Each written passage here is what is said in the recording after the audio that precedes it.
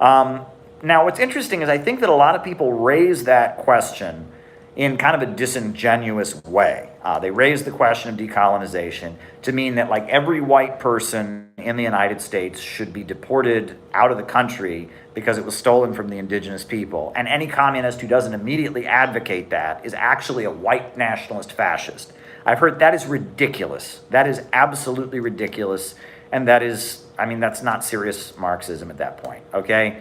And there's this book, Settlers, The Mythology of the White Proletariat, which is floating around leftist circles. There's another book called Divided World, Divided Class. This is third worldism, and this argues basically that all white workers in the United States are not actually workers, that they're exploiters.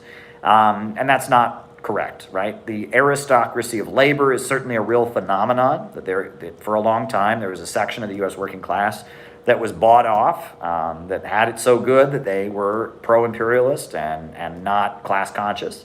But that's changing, right? In fact, the defining character of our moment is the demolition of the labor aristocracy. Right now, the labor aristocracy in the United States, that layer of well-paid white workers who were right-wing because they were so well-paid, that's fading.